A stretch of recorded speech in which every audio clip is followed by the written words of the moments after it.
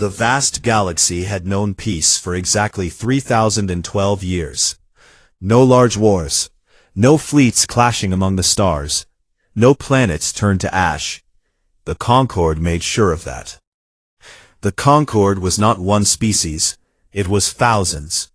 Tall insect beings from Zorth. Shining crystal mines from Qatar. Fur-covered pack hunters from Vren. Slow-moving gas clouds from Illyria. Winged traders from 100 other worlds. They all sat together in the Great Dome on Valor Prime, a giant station that floated above a calm blue world. Here they made rules. Here they kept the peace. The rules were simple but strong. No one attacks another Concord member. Trade must be fair. Words solve problems before weapons. If anyone broke the rules, the whole Concord turned against them. One fleet. One voice, one punishment. That was why no one had fought a real war in 3,000 years. Then humans came. Earth joined the Concord only 47 years ago. At first, everyone smiled. Humans were small, soft-skinned, short-lived. They smiled a lot. They told jokes. They traded funny videos and strange food. They built fast ships and nice stations. They seemed harmless. Many older species called them the funny newcomers. But some did not like the jokes. The Zorth were tall insects with sharp mandibles and cold black eyes. Their overlord was named HFY War. He stood 8 feet tall. His shell shone like oil. He hated noise. He hated chaos. He hated anything that broke perfect order. Humans were chaos. Their internet was full of memes. Memes about slow alien meetings. Memes about Zorth looking like giant bugs in suits. Memes about HFY War's face on dancing cats. HFY War did not laugh. He clicked his jaws in anger. The Qatar were living crystals. They thought in perfect math. They saw humans as error. Humans did not follow clean logic. Humans built things that looked wrong, but worked anyway. Qatar calculators showed 87% chance that human ideas would spread and ruin order. The Vren were wolf-like. They lived in packs. They valued strength and loyalty. They saw humans refuse to bow. Humans argued with their own leaders on open channels. Humans said no to elders. That was weakness to Vren. Weakness must be removed. These three spoke loudest in the Great Dome. One standard cycle, the High Assembly met. The dome was quiet, except for soft air fans. Lights glowed blue and gold. Thousands of delegates sat in floating seats. Holograms showed their faces across the room. HFY War stepped to the center platform. His voice came through translators. Sharp. Cold. Humans spread disorder, he said. They mock our ways. They keep old weapons. They expand too fast. They poison young minds with their laughter. If we allow this, the peace ends, not in fire, in giggles and stupid pictures. A Cathar crystal hummed. Light flashed inside its body. Data supports this, it said. Human cultural output increased 412% in 10 cycles. 73% contains irony or sarcasm. These are weapons against harmony. A Vren Alpha growled low. They will not kneel, she said. They laugh at strength. We must show strength first. Voices rose. Some spoke against war. An Illyrian gas cloud floated forward. Peace has value, it whispered. Humans have not attacked. Words can fix this. But the loud voices won. HFY War raised one claw. I call Article 17, he said. Preemptive harmonization, one threat, one response, all Concord forces against Earth. The room became very still. Article 17 had not been used since the founding. It meant total war. It meant the end of the long peace. Delegates looked at each other. Some shook heads. Some nodded slowly. The vote began. Hologram numbers climbed. For, 61%. Against, 39%. The peace was broken. Cheers came from Zorth and Vren sections. Cathar crystals pulsed bright. Others sat silent. Kazath Vor turned to the main holoscreen. It showed the Sol system. A small yellow star. A blue planet. Tiny dots of human stations. 12,000 ships, he announced. The largest fleet in 3,000 years. We go to Earth. We force surrender. We force order. Across thousands of worlds, people watched. Public channels showed the vote. Showed the fleet gathering. Huge Zorth dreadnoughts with claw-like prows. Cathar prism ships that bent light. Vrenpak cruisers fast and sharp. Support vessels from every corner. They formed up at the jump point near Valor. The armada left in perfect formation. Engines glowed. Space folded. They vanished toward human space. The galaxy waited. News anchors spoke in low voices. The peace is ended, one said. For harmony, they say. Another added, humans have 6 standard days before the fleet arrives. On Earth, it was different. In UN Orbital Command above Singapore, screens showed the alien broadcast. The ultimatum played. Kazath Vor's face filled the wall. His mandibles clicked as he said the words. You will kneel or be broken. The room had generals in uniform, scientists in white coats, politicians in suits, normal staff drinking coffee. They watched. No one spoke for a long moment. Then someone in the back laughed, a short surprise sound. Another joined, then more. Soon the whole room laughed. Not scared laughs, not fake laughs, real deep belly laughs. People held their stomachs. Tears came from eyes. A general slapped the table and howled. A young tech worker fell from her chair, laughing. In living rooms across Earth, the same thing happened. Families watched on wall screens. Kids pointed. Parents laughed until they coughed. In bars in Lagos and Tokyo, people raised glasses. They actually did it, one man said between laughs. They broke 3,000 years just for us. In a small apartment in Lahore, a grandfather sat with his grandson. They watched the bug alien speak. The boy asked, Will they hurt us, Dada? The old man wiped his eyes. No, Beta, he said. They think they will, but they do not know us yet. He laughed again, soft, warm. On Mars colonies, miners in dusty suits watched in break rooms. They laughed so hard dust fell from ceilings. In the Pacifica underwater city, swimmers in the viewing dome laughed bubbles. Everywhere the same. No fear, no running. Just laughter. Orbital Command sent one reply. A video file. It showed a man in an old bathrobe, hair messy, mug of coffee in hand. He sat on a couch. The alien ultimatum played on his screen behind him. He watched. His face changed. First surprise, then a grin. Then he laughed. Hard. He laughed until coffee spilled on his robe. He laughed until he could not breathe. He pointed at the screen. You guys actually did it, he gasped. LMAO. The video looped. That was Earth's answer. Just one human laughing until he cried. The fleet received it. On the Zorth flagship, Kazath Vor watched the human laugh. His mandibles clicked once. Pathetic, he said. But deep in his mind, something small moved. A question. Why were they laughing? He pushed it away. The armada flew on. 6 days to Sol. The galaxy held its breath. Earth kept laughing. The armada came out of jump space, right at the edge of the Sol system. 12,000 ships hung in a perfect crescent formation. Lights from their engines made the darkness look like a river of fire. The Zorth dreadnoughts were biggest, long black hulls with claw shapes at the front. Cathar prism ships glowed soft purple and bent starlight around them. Vren cruisers moved like hunting wolves, fast and sharp. Smaller support ships filled the gaps.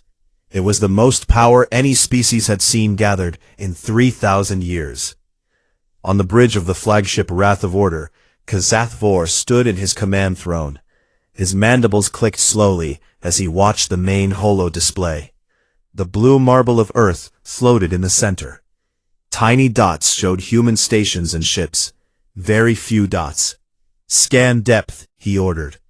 A Zorth officer answered fast. "Human defenses, 32 orbital platforms. 12 have weapons. Mostly old railguns. No energy shields detected. 37 armed vessels in system. Half are cargo haulers with added guns. No match for our fleet." K'zath Vor made a sound like dry leaves breaking. Primitive. They kept their toys from before contact. Pathetic. A Cathar advisor pulsed light. Its voice came calm and flat through the translator. "Probability of total victory in under 6 hours, 98.7%. Casualties expected, less than 2%. Mostly from debris." A Vren pack leader growled approval. "We will take their world in one bite." K'zath Vor opened a channel to the whole armada. His voice went to every ship. "Concord forces. The humans mock us. They laugh at peace. Today we teach them order. No mercy for resistance. Take their stations. Land on their planet. Force their leaders to kneel on live broadcast. The galaxy watches." Cheers came back from Zorth and Vren ships. Cathar stayed silent, but their crystals shone brighter. On Earth, things looked different. In UN Orbital Command, the big screen showed the Armada arrive. Red icons filled the map. People stood quiet for a moment. Then someone said, "Wow, they really showed up." A woman in a flight suit laughed. "Look at the formation. It's like they practiced for a parade." Another voice, "Bet they spent months polishing those hulls." The commander, General Maria Reyes, stood with arms crossed. She was short, gray hair, tired eyes.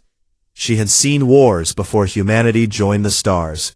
She did not laugh loud like the young ones, but a small smile pulled at her mouth. "Open all civilian channels," she said. "Let the people see." Across Earth and the colonies, screens lit up. Billions watched live. In New Delhi markets, people stopped buying fruit to stare at holo displays. In Sao Paulo streets, crowds gathered under big screens. In Beijing towers, office workers paused work. In the floating cities above Venus, miners leaned on railings and pointed. No one ran to shelters. No sirens screamed. Instead, phones came out. People filmed the fleet. They posted clips with captions like, "Big Bug Armada just pulled up lol," and "When the group project shows up uninvited." Comedians went live. One in Los Angeles sat in his room with fake alien antennae. "Welcome to Earth, folks. Please take off your shoes. We have carpets. Also, sorry about the traffic. It's always like this." Another comedian in Mumbai did a skit. He pretended to be K'zath Vor.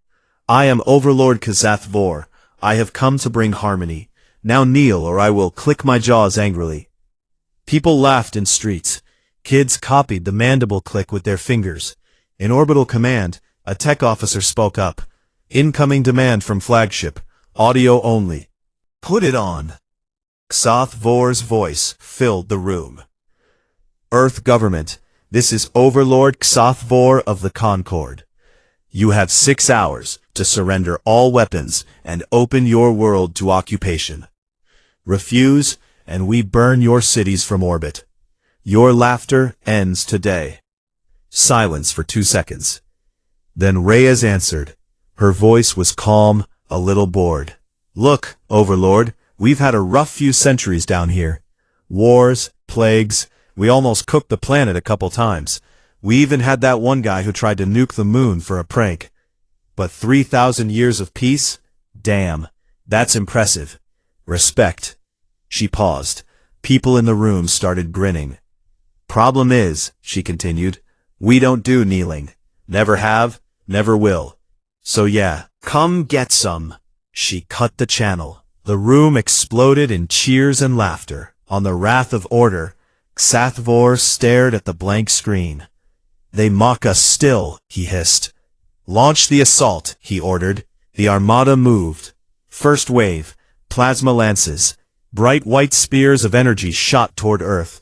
Thousands of them, enough to crack moons. Humanity did not raise big military shields. Instead, thousands of old commercial satellites moved. They had been quietly repositioned overnight. Each one carried extra mass, old fuel tanks, scrap metal, water ice. They flew into the paths of the beams. The plasma hit the satellites first. Explosions bloomed like fireworks. Most beams scattered or burned out. The few that got through hit civilian magnetic deflection grids. Those grids were built years ago to protect against solar flares and small asteroids. They were never meant for war, but they bent the last shots away. They burned out in seconds. But no cities died. No one on the ground even felt heat. Alien sensors showed zero military losses. Instead, open channels filled with human voices. "Yo, that was weak," one said. "My grandma's microwave hits harder." A live stream from Australia showed people on a beach. They held up phones. "Smile for the aliens." Kazath Vor clicked his jaws hard enough to crack a toothplate. "Boarding pods," he ordered. "Take their stations by force." Pods launched. Small, fast, full of Zorth warriors and Vren shock troops. They aimed for the big orbital habitats. On one habitat called Harmony Ring, 1,000 civilians lived. Families, scientists, a school. No soldiers. The pods hit the outer hull. Cutting torches burned through. Inside, people did not panic. A young woman named Aisha ran to the control room. She was 23. She hit a button. Bulkhead doors slammed shut. Airlocks cycled. Emergency seals popped. But that was not all. The habitat had spin gravity. It rotated fast. When the aliens cut in, the whole ring accelerated. Thrusters fired. The spin increased. Centrifugal force threw the boarding parties against walls. Zorth warriors in heavy armor slid and crashed. Vren claws scraped metal but found no grip. Aisha laughed over the intercom. "Welcome aboard.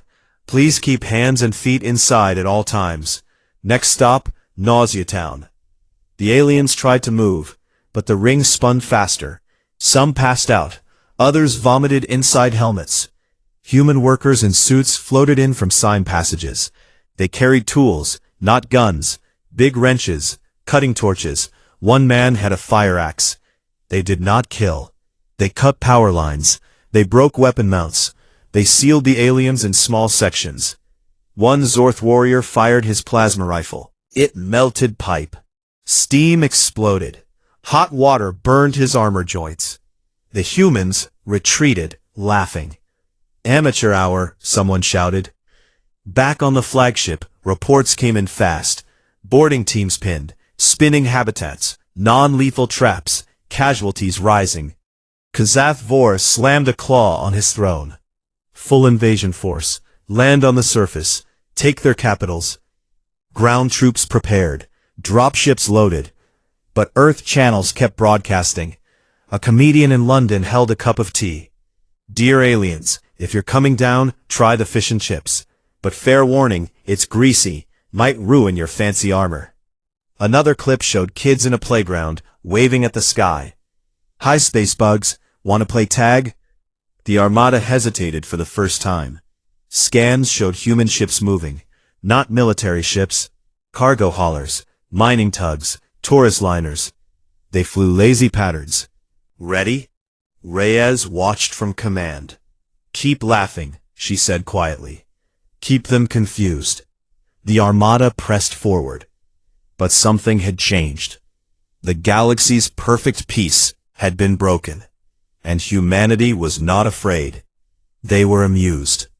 Very amused. The armada pushed deeper into the Sol system. The first attacks had failed to break anything important. No cities burned.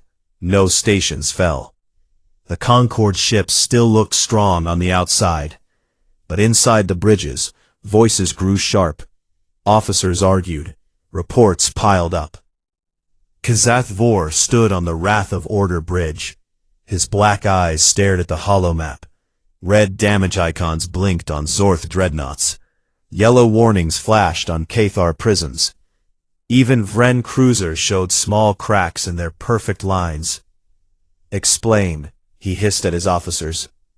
A Zorth tactical chief answered. "Human cargo ships. They move at high speed. They ram our engine sections. Crews eject just before impact. No suicide, just precision. 3 dreadnoughts lost engines. They drift now." Kazath Vor clicked his mandibles. "Cargo ships? Unarmed?" "Not unarmed," the officer said. "Reinforced hulls, extra engines. They were built for fast runs between stars. They turn like fighters."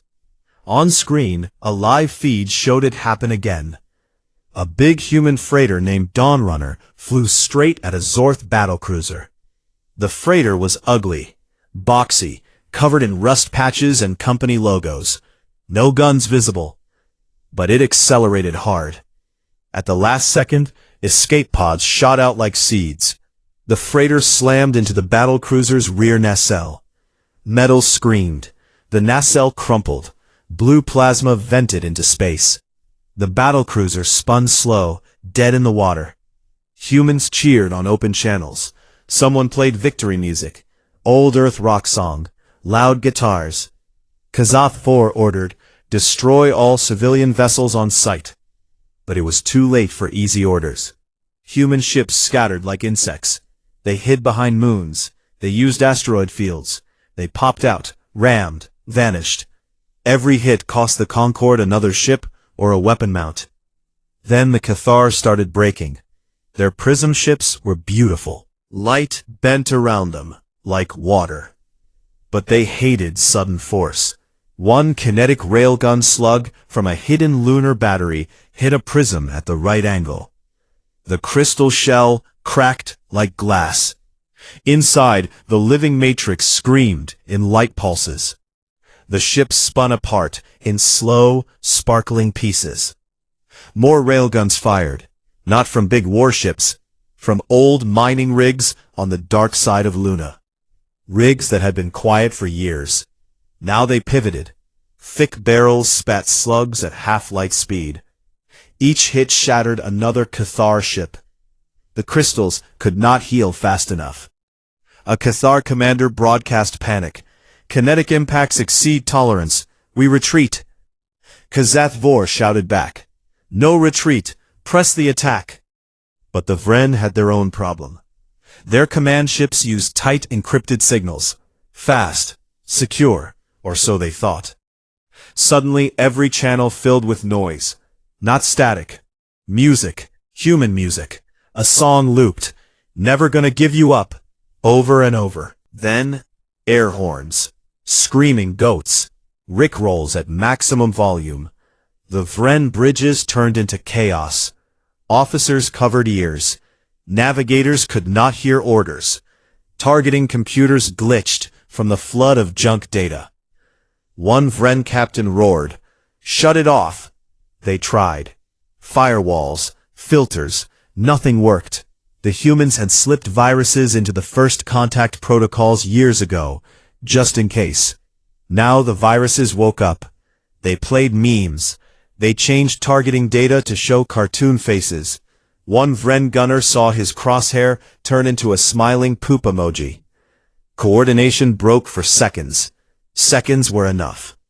Human mining tugs, small, tough, darted in. They fired point defense lasers meant for rocks, but aimed at weak points. Vren shields flickered. Hulls opened. Air vented. The armada started to fracture. Zorth ships fired on shadows. Friendly fire hit 2 cruisers. Cathar pulled back in perfect geometric retreat patterns. Vren packs split. Some tried to regroup. Some just drifted, confused. On Earth, the laughter changed.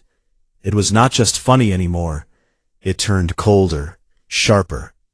In orbital command, General Reyes watched the feeds. Damage reports from alien ships scrolled past. She did not smile wide now. Her eyes were hard. They thought we were soft, she said to her staff. They thought laughter meant weakness. A tech officer spoke. Sir, civilian channels are still open. People are posting kill counts like sports scores. Reyes nodded once. Let them. But remind everyone, no unnecessary deaths. We break their will, not their species.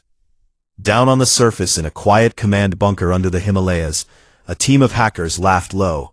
They wore hoodies, drank energy drinks. One typed fast. Another virus package sent, he said. This one makes their gravity generators play disco lights. Savage. In space, a Zorth boarding party finally reached a human orbital station. They cut through the hull, stepped inside. They expected soldiers, guns, blood. Instead, the corridor was empty.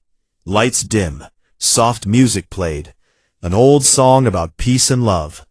Then the floor dropped. Not far, just enough. The aliens fell 2 meters into a foam pit. Thick expanding foam. It hardened fast. They sank, struggled. Their armor stuck. Mandibles clicked in panic. Above, human workers in casual clothes looked down from catwalks. One waved.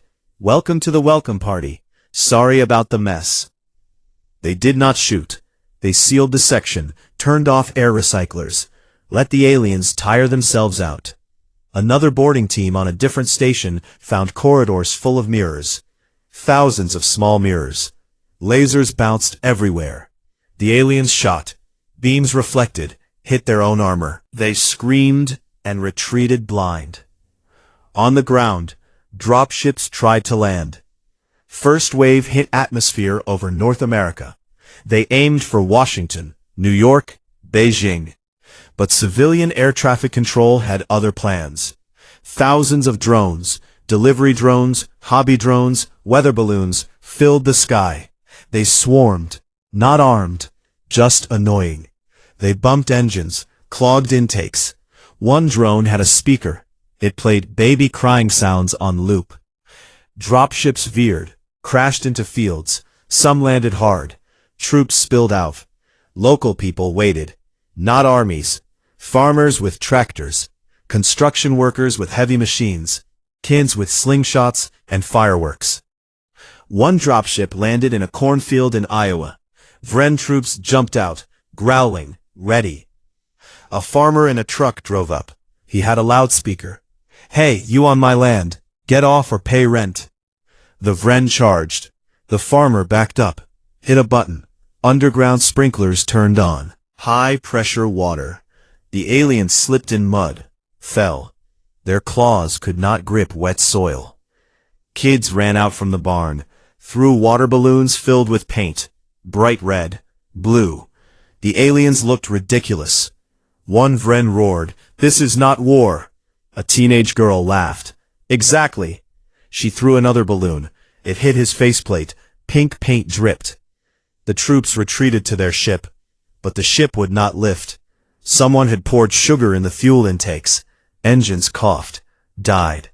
Across the planet, the same story. In Australia, surfers rode waves while drones buzzed overhead. They waved at alien scouts. In Russia, hunters with old rifles did not shoot. They just tracked the aliens through snow, made them cold and tired. In Africa, villages played loud drums. The rhythm confused alien sensors, made them think bigger forces came. Everywhere, humans did not fight like soldiers. Like people who had spent centuries surviving their own stupid ideas. They knew tricks, traps, ways to make the strong look weak. Back in space, Kazath Vor watched his fleet fall apart. Half his dreadnoughts drifted without power. Qatar ships hid behind gas giants. Vren broadcast pleas for pickup. He opened a channel to Earth. His voice cracked a little. Cease this madness. We demand talks. Reyes answered, her face on screen. Calm. You demanded talks 3,000 years ago. You got peace. You threw it away to bully us. Now you want talks? She leaned closer. You wanted order. We gave you chaos. Enjoy it. She cut the feed. On the bridge, silence. An officer whispered, "They never stopped preparing." K'zath Vor stared at Earth. The blue world still spun, bright. And somewhere, billions of humans laughed. Not loud now. Quiet. Cold. Knowing. The reckoning had come. And the galaxy would never be the same. The Armada broke. It did not explode in one big fire.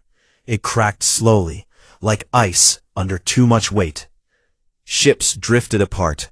Formations fell into messy groups. Engines flickered. Weapons went quiet. The once perfect crescent shape turned into scattered dots across the Sol system. On the Wrath of Order bridge, K'zath Vor gripped his throne arm so hard the metal bent. His mandibles trembled. Officers stood frozen. No one spoke. The holo display showed red everywhere. Lost ships, broken hulls, dead comms. A young Zorth lieutenant finally whispered, "We have lost 41% of capital vessels. 23% are disabled. The rest refuse orders." K'zath Vor turned. His black eyes burned. "Refuse?" The lieutenant lowered his head. "Some Zorth captains say the fight is pointless. They see the humans laugh. They see our ships fall to toys and tricks. They question the Overlord." A sound came from K'zath Vor. A low, grinding hiss. Like metal scraping bone. Cathar crystals had already pulled back.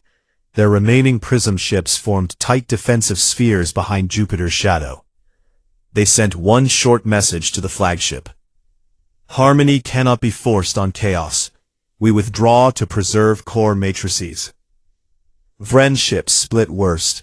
Some packs still charged forward, howling for blood. Others turned tail. They broadcast open pleas. "This is Pack Leader Thornvac. We seek ceasefire.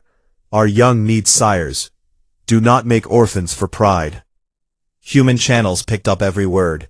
They did not mock loud anymore. The laughter had gone quiet. Cold. Like a blade sliding from its sheath.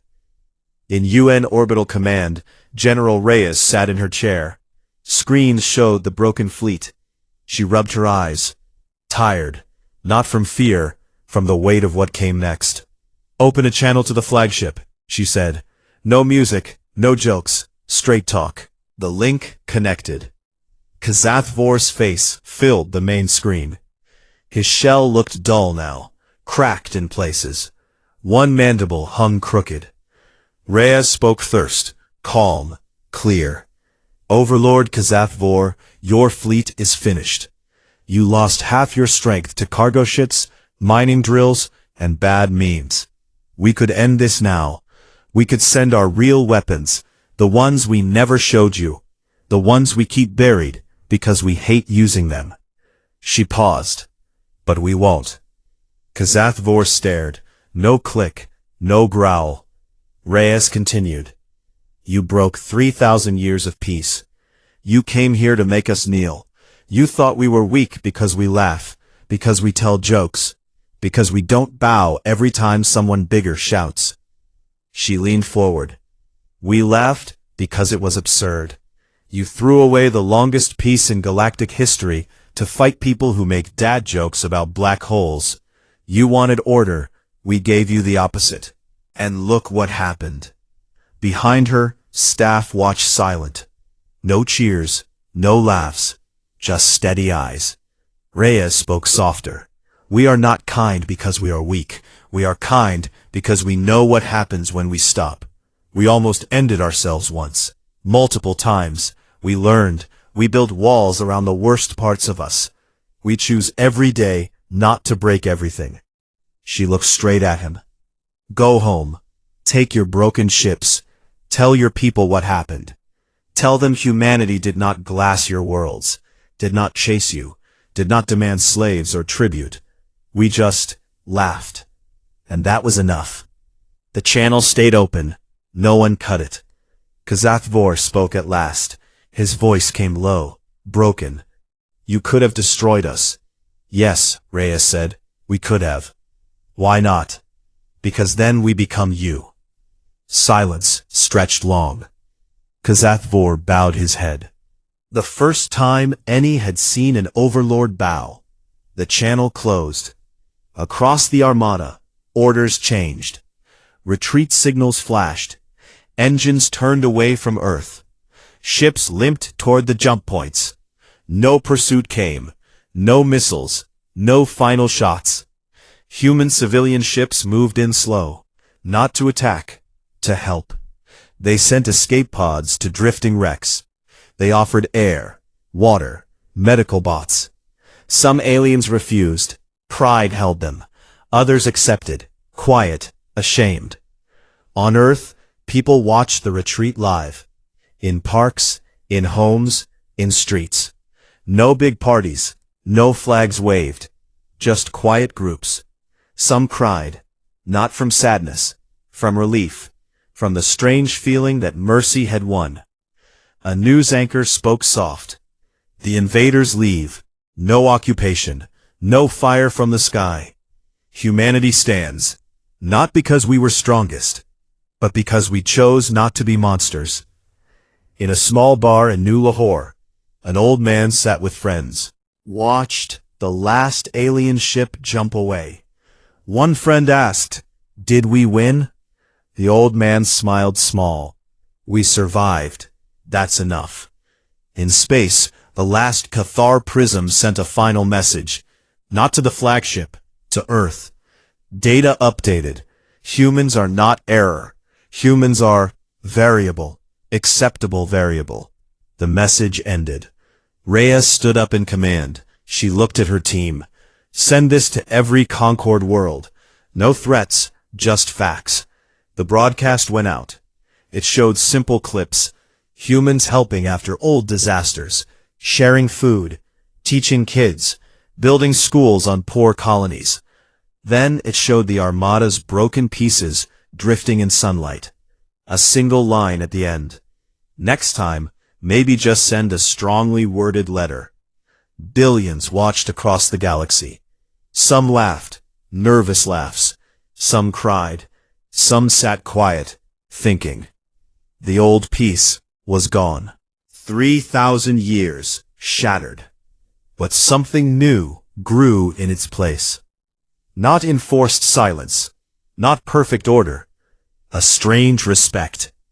Respect born from fear, from wonder, from the sight of a species that could destroy, and chose not to. In the weeks that followed, Concord ships did not return. The Hawks lost power. Kazathvor faced trial on Zorth, not for losing, for breaking the peace. New voices rose, ones that wanted talks, real talks. Human ambassadors appeared on channels, not in uniforms, in normal clothes, jeans, shirts.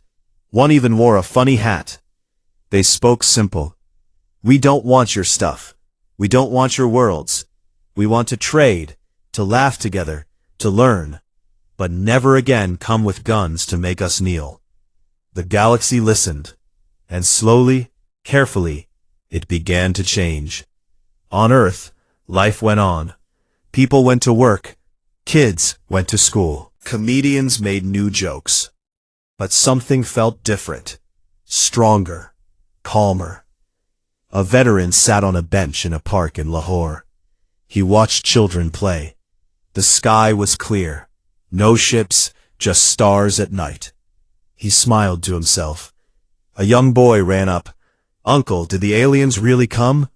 The veteran nodded. "Yes, they came, they left." "Did we fight them?" The veteran looked up at the stars. "We laughed at them. That was worse." The boy laughed. "Good." The veteran ruffled his hair. "Very good." Somewhere far away, in the quiet of space, a single human cargo ship drifted past the old battle site. The captain looked at the drifting metal. He shook his head. "Poor bastards," he said. Then he laughed. Soft, just once. The last alien ship jumped away. Space around Sol became quiet again. Stars shone steady. No more glowing engines. No more plasma flashes. just the soft blue light of Earth turning below. In the weeks that followed, the galaxy changed slowly. Not with big speeches or new laws at first.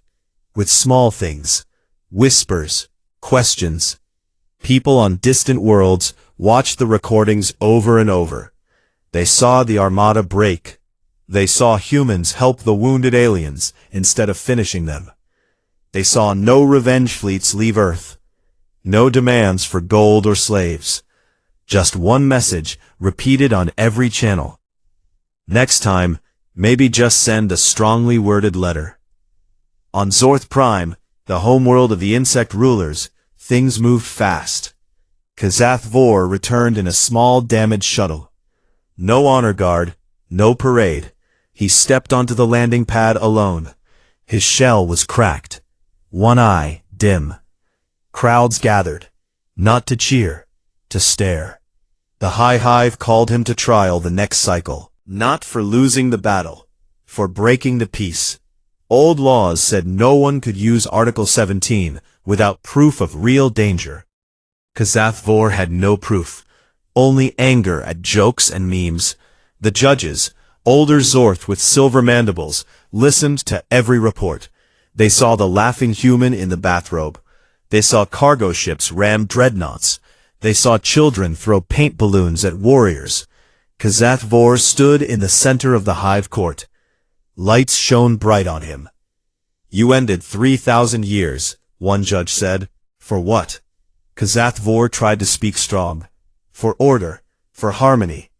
The judge clicked softly. Harmony does not come from force. It comes from choice. Kazath Vor was stripped of rank, sent to a quiet moon to think. No guards, just time. Many said he never clicked his jaws again. The Cathar went silent for a long time. Their crystal worlds dimmed. No new ships left their systems. Then, one cycle, a single prism appeared at the edge of Concord space. It sent a message. Not to leaders, to every world. New data. Humans are not disorder. Humans are adaptation. We must adapt, too. After that, Cathar started small changes. They allowed humor in their math schools. They built statues of laughing humans, not mocking, but curious. One crystal even tried to tell a joke. It failed, but others pulsed light in what might have been laughter. The Vren changed fastest. Their packs had always valued strength. Now they saw a new strength. The strength to stop. Packs met under open skies. Alphas spoke. We charged. We lost. They did not chase. They helped our wounded. That is greater strength. Young Vren started to train different. Not just claws and teeth. Also words, jokes, ways to talk without fighting. Some even visited Earth. Not as soldiers, as guests. They learned to play soccer. They howled at human comedies. Their tails wagged for the first time in joy, not hunt. The Concord called a new assembly, not on Valor Prime, on a small neutral moon called Epsilon Haven. No big dome, just a simple hall. Delegates came without armor, without weapons. Humans sent 3 people, a teacher, a comedian, a mechanic, all in normal clothes. They sat at the table. No throne for anyone. An old Illyrian gas cloud spoke first, its voice soft like wind. The old peace is gone. We enforced it with fear. Fear is broken now. What comes next? The teacher answered. Choice. Real choice. No one forces peace. We choose it every day. The comedian added. And if someone forgets, we send memes. Lots of memes. People laughed. Even the crystals pulsed. They made a new rule, not called deterrent, called laughter protocol. Any species that wanted to start a fight had to face one thing first, a full human cultural package, jokes, videos, stories, memes, for one standard month. No weapons, just laughter. If they still wanted war after that, they could try. but no one had tried yet. Trade grew. Human ships carried more than goods. They carried comedians, musicians, teachers. Alien kids learned Earth games. Human kids learned alien songs. On one mixed colony, a Zorth youngling told its first joke. It was bad. Everyone laughed anyway. Years passed. Earth stayed the same in many ways. People argued, made mistakes, fixed them, laughed at themselves. But now they knew something deeper. They were not the funny newcomers anymore. They were the ones who remembered what war cost and chose different. In a small bar in New Mumbai, an old veteran sat alone most nights. His name was Arjun. Gray hair, scar on his cheek from long ago fighting. He drank chai, watched the street outside. Kids played cricket under streetlights. One evening a young woman sat next to him, notebook open. "Uncle, they say you were in orbital command when the fleet came." Arjun nodded slow. "Tell me," she said, "what was it like?" He looked at his cup. Steam rose. "We were ready to die, but we were more ready to live, to laugh, to show them we were not afraid of being human." She wrote fast. "And now, the galaxy is different because of us." Arjun smiled small. "Not because of us, because they saw us, really saw us, and they chose to change." He lifted his cup. "To the galaxy," he said, quiet. The bar was empty, except for them. But he said it anyway. "Thanks for the wake-up call. We almost forgot who we were." Outside, a child laughed loud. Ball bounced. Life went on. Far above, a human cargo ship flew past old battle debris. The captain looked out the window. Twisted metal floated slow in sunlight. He shook his head. "Poor bastards," he said again. Then he smiled. He turned on the music. Old song, happy, loud. He flew toward the next star. On a quiet moon in Vren space, a pack gathered around a fire. Stars bright overhead. A human guest sat with them. He told stories. They listened. One young Vren asked, "Why did you laugh when we came to fight?" The human thought, "Because it was ridiculous. 3,000 years of no war, and you broke it to pick on the new kids. It was like a giant picking on a baby, funny and sad." The Vren nodded slow. "We are not giants anymore." The human raised a cup of warm drink. "No, you're friends now." They clinked cups. Fire crackled. Stars watched. Somewhere in the deep black, a single message drone drifted. It carried no weapons, just data, stories, jokes, songs. It headed toward a far system, one that had stayed quiet during the war. The drone broadcast as it went. "From Earth, with love, come visit, bring memes." The galaxy heard, and somewhere, someone laughed. Soft, warm, real. The new peace was not perfect. It never would be. But it was chosen, every day, by everyone. And that made it stronger than any fleet, stronger than any rule, stronger than fear.